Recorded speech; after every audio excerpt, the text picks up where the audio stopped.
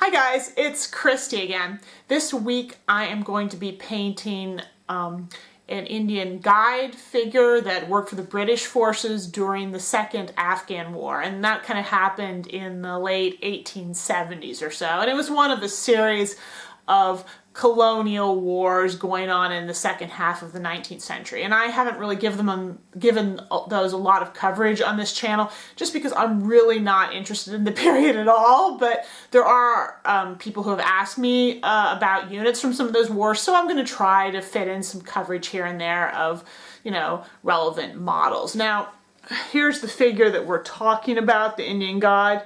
This model is by Artizan Designs. You can buy them through North Star. And they have a whole series of Second Afghan War figures, Brits, Indians, the Afghans themselves, of course. Foundry also has a range for this war. If you know any other ranges, of course, feel free to leave them in the comment box below for people who might be interested. This is, as you can see, quite a simple figure. But I like it because it will give me an opportunity to talk about painting sort of an Indian skin tone, which is not something I've really discussed yet. But otherwise, as you can see, it's a really simple uniform, kind of browns and khakis that really shouldn't take you very long to paint at all.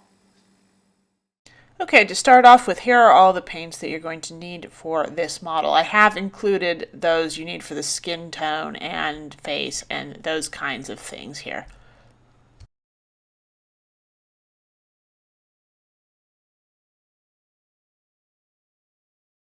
Okay, so I'm going to start by base coating the face and hands here using Vallejo flat brown. That's nice and dark, as you can see, and there's obviously a great deal of variation in Indian skin tones, but we're going to kind of go here for something that's sort of in the middle, not too dark, not too light, but you'll see kind of both ends of that spectrum basically across the subcontinent. So, you know, you'll have to make some decisions about, you know, exactly what you're going for. My first highlight here on the skin is going to be then a mixture of the flat brown with some cork brown. This first layer, though, I'm going to keep it pretty subtle, and we're going to build it up a lot more with sort of subsequent layers.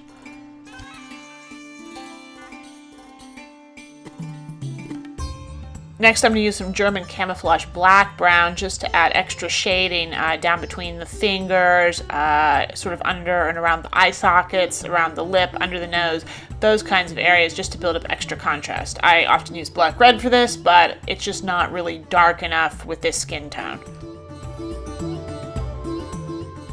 Next, I'm going to take the cork brown and just darken it a bit more with the flat brown, but ultimately it should be a lighter shade than what we used in the first highlight, and I'm just going to start going back over and building up lighter tones on places like the fingers, the nose, the lips, the brow, the cheeks. This guy's a beard, so not a ton of his face is exposed, so you know that actually will make this process a whole lot easier. The main thing about Indian skin tones is obviously there's going to be a lot of variation, as I said, all over the country, but while there's often you see tan, really sort of darker tan skin tones, they tend to have sort of red undertones to them, as opposed to, say, some other regions where you have a tan skin tone, like say North Africa or the Middle East. There's other places in the Mediterranean, they tend to have more of a yellowish cast to them. Here, my observation is that they tend to have more of a reddish base to them, which is why I went with that flat brown and why I'm also using that cork brown here, because these are kind of more reddish brown shades.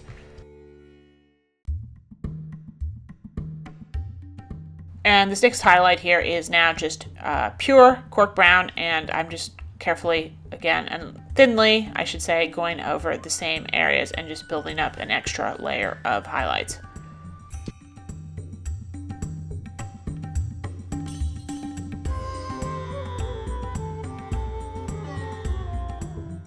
And to go along with what I said earlier about wanting a redder skin tone here than what I usually do, I have taken now the cork brown and lightened it with Vallejo basic skin tone, or just skin tone I think it's called, which is a much pinker, brighter shade. I usually use Iraqi sand sort of as my lightning color in flesh, which makes for a sort of a tanner, yellowier cast skin, but in this case I want to, this color being pinker is more in line with what I want.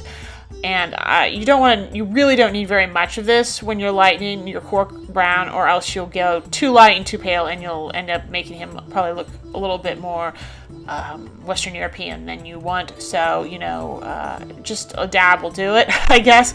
And if you go a little too high, like I did, you can, of course, always go back in with a slightly darker mix and tone it down a little bit. But again, of course, there's such a range of skin tones in India, from very dark to very light, that all of it's really going to be acceptable. But you probably want to make sure it's a little bit darker, especially a unit like this. It's going to be mixed in with some Brits, probably, because you want there to be a clear differentiation between the British forces and the Indian units.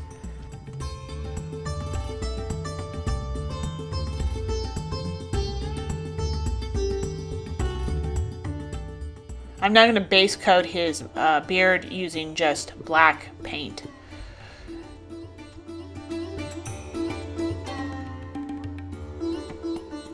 Now, to add some subtle highlight layers to the beard and mustache, what I'm going to do is take that flat brown cork brown mixture I had from earlier, and I'm going to mix very small amounts of it into the black, sort of to subtly lighten it.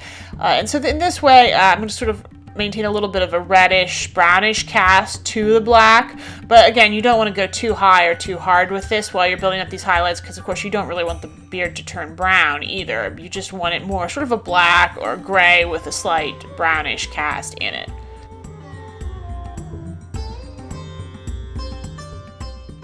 Obviously, the vast majority of this unit's uniform is going to be kind of a khaki color, and you can go for a darker browner khaki or a more yellow khaki. I'm kind of starting out here with a more browner base, so I'm taking Vallejo khaki brown, and I'm even going to darken it down a little bit more at this point with some of the flat brown, though again, don't add in too much. You don't want it to get really, really dark or anything, but it'll make sure that you get a nice, really warm khaki tone as sort of the start. And as you see, you really want to put it on the jacket, the pants, the puttees, even his turban. Everything really pretty much on this figure is going to want to be this color.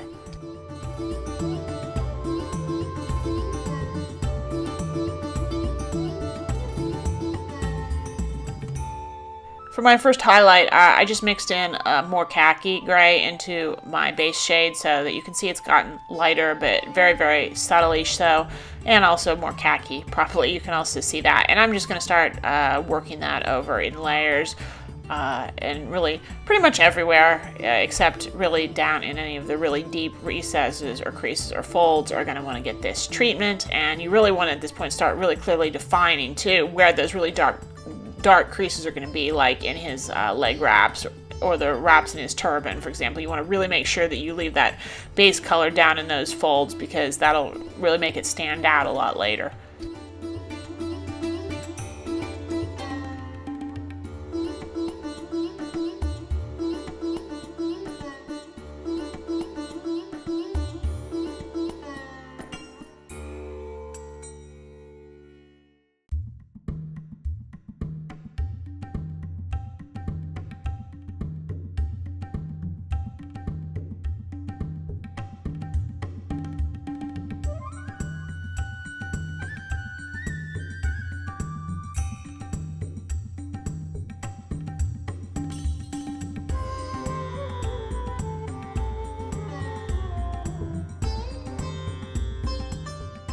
From now on, I'm just going to start mixing Iraqi sand into that color that I already had to sort of gradually lighten it. And I did this in several steps, I think 2 or 3 layers. I'll just kind of show you some cuts. I'm not going to go into a lot of detail describing each and every separate layer, because I don't personally think it's worth it.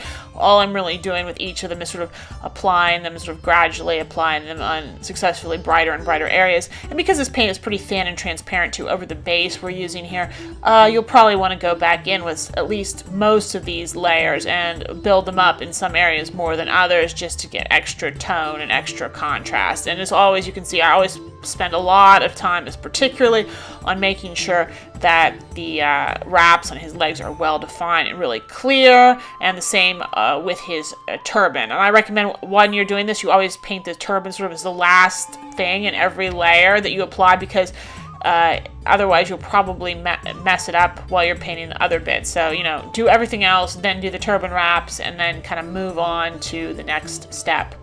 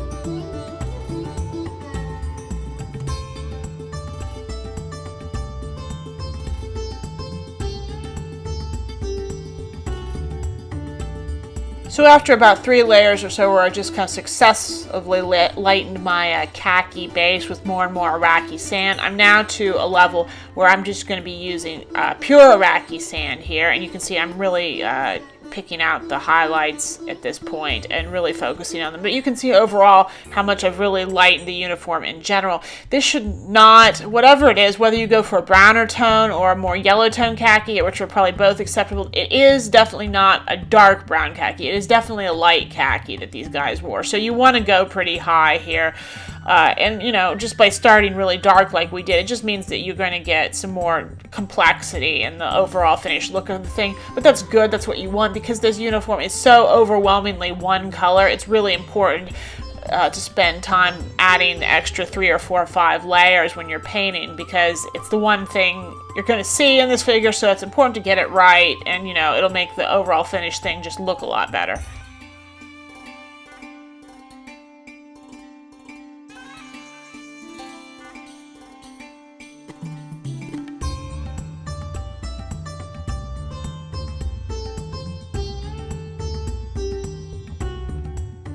As a final really high highlight on some areas of the uniform, I took some ivory and mixed it into the Iraqi sand, and I'm using that really, especially to emphasize things like the leg wraps, but the tops of sharp creases and folds, the tops of his feet, sort of any edges on the garment. So this is really an edge highlight. Though I'm being a little bit more extreme, you can see I'm applying it to some lighter areas and really blending it out. And of course, the turban is another place where you're really going to want to use this a lot to really add extra sort of high highlight to the tops of all those wraps and folds that you're looking at.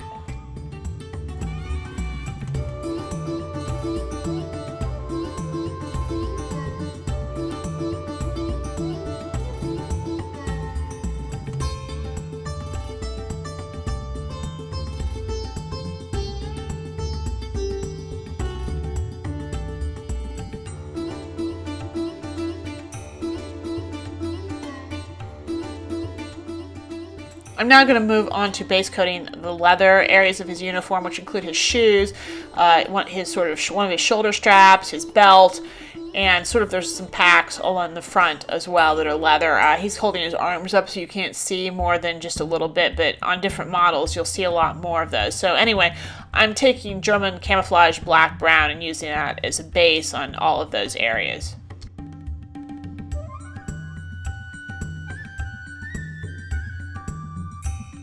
As a general highlight on the leather, I'm then going to apply some chocolate brown. You can see, again, on most of the shoes, most of the leather is going to get this treatment. I'm also going to use the chocolate brown here while I'm at it to base coat the wood of his rifle stock, just so that'll have plenty of time to dry, and, you know, it's just easier to kill two birds with one stone while we're busy with this paint.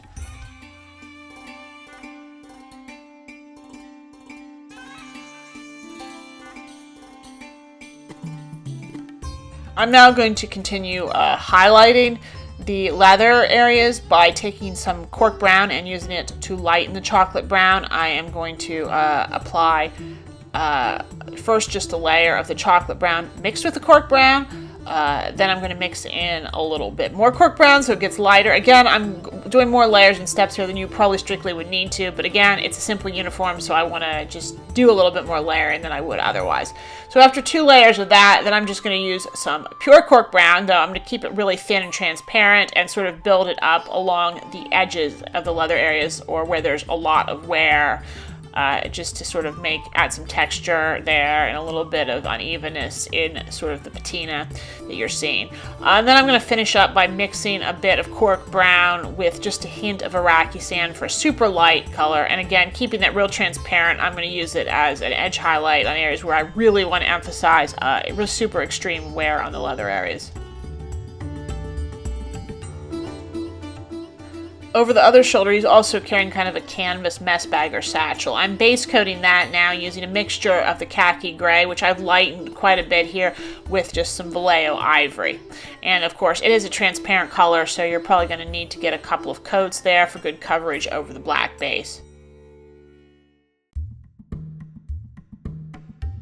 And highlighting that mess bag is really pretty easy. All I'm going to do is take some ivory and just sort of gradually and successively lighten up that base color. You can do this to your taste, 3 or 4 layers, I'd say, of just adding ivory more and more. But remember, you want this to look A, different from the rest of the uniform, and B, lighter than the rest of the uniform. This thing should really be almost white. It's a light canvas shade. So you ideally are going to want your final highlight here to be just pure ivory, and that's what I'm going to work up towards. The good news is this is a pretty small area, so, you know, if you don't you don't really need to blend it out tons and tons, so you can avoid making too many layers here. But I would say, make at least 2 in between steps before you go with the full on pure ivory top layer.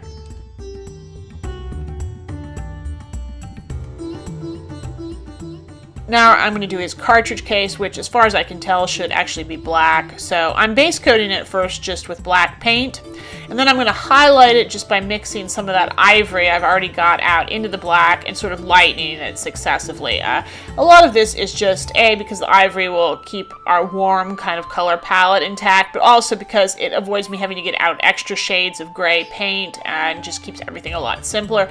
And you can see what I do here is I really sort of apply the lightest colors towards the edges and then sort of blend and pull up. And then when I'm done, I take a really, really light gray shade, really sort of along the really sharp edges and where a lot of light is really hitting the bag, so that you can kind of get a little bit of a shiny leather effect going on.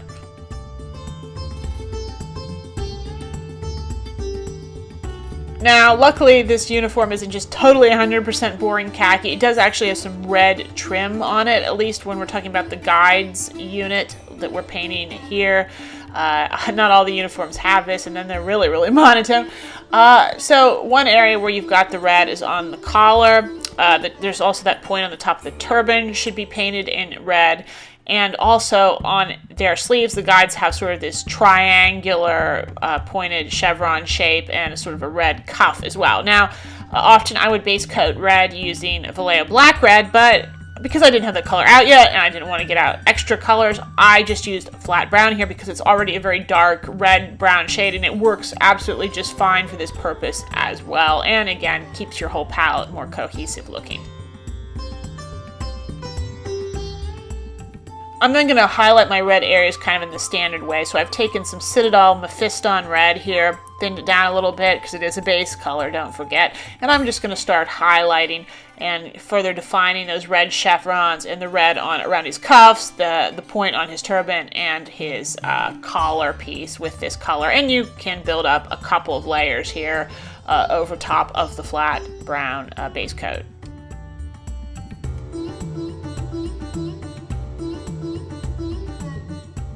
I'm then going to finish off adding a really bright highlight to the red trim using Evil Sun Scarlet, also from Citadel. On the turban point particularly, you're going to really want to put that towards the top part of the point where light is hitting. Then sort of the bottom side of that, you're going to want to leave slightly darker and blend it out, so that way you get more of a clear gradient, a clear light effect from, you know, just where you'd expect light to hitting the top and not hitting the bottom quite so much.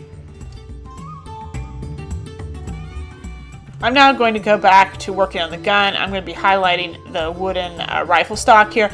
I'm taking the chocolate brown and first mixing a bit of khaki into it, or khaki brown in this case, because that's what I had out for my first highlight. And I'm keeping it nice and thin and just building it up. But realistically, the wood on these guns would actually probably have been a more red-brown color, but I really want to differentiate it, particularly here from the leather, which is why I'm going for this slightly yellower cast brown. So I'm just going to apply that, and you can make a couple layers if you want, sort of subtly building up. I suggest you start along the edges of the wood and kind of blend out from there.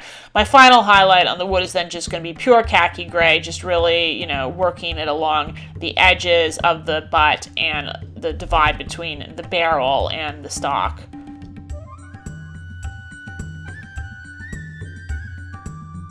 So for the metal areas of the gun, I'm going to mix some dark gray from Vallejo again with some Vallejo Air gunmetal, not too much gunmetal to start, and I'm going to use that to base coat most of the fittings on this gun, the bayonet, the lock, all of that kind of thing.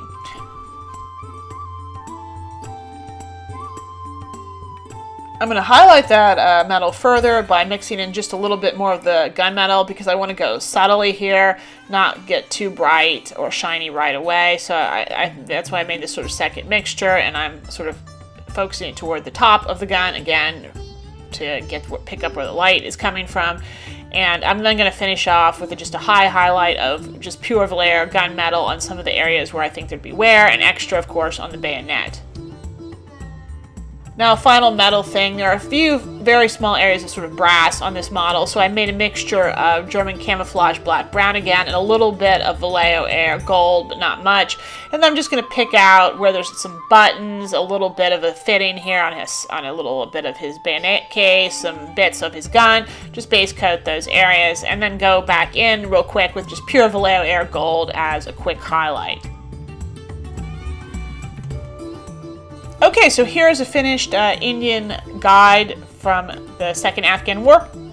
As you probably saw, this was a pretty simple, fast unit to paint because it's just all khaki, and you know, it just reflects this period when the armies, pretty much all the Western European armies, were starting to transition away from the more fancy, bright-colored uniforms of earlier in that century towards more practical, what we would consider probably modern-looking khaki stuff. And even though this was sort of an indigenous unit that the Brits, you know, raised to help them out in India, in that subcontinent, they, of course, were wearing very similar uniforms themselves. I mean, they didn't have turbans, they were wearing, like, pith helmets, and they had blues and reds and other things in the uniforms, but there's a lot of crossover here, too, in terms of equipment and other things with painting a British soldier that would have been involved in kind of that same conflict. I also just want to point out, you can maybe, I didn't mention it earlier, but you might see that there's sort of a white piping around his collar, which I didn't show, but I think from what I can tell in pictures, that is supposed to be there. I just took some ivory from Vallejo and a very small number 0 brush and just carefully painted that in there, and I think it's a good idea. It adds a little bit of extra detail to otherwise very, uniform looking uniform. So if you enjoyed this tutorial, of course, as always, like it, share it, leave me comments with what you thought, naturally. And of course, do subscribe to this channel if you haven't gotten a chance to do so already, and you can keep up with all of my latest updates. So that's all for now, and I will see you next time.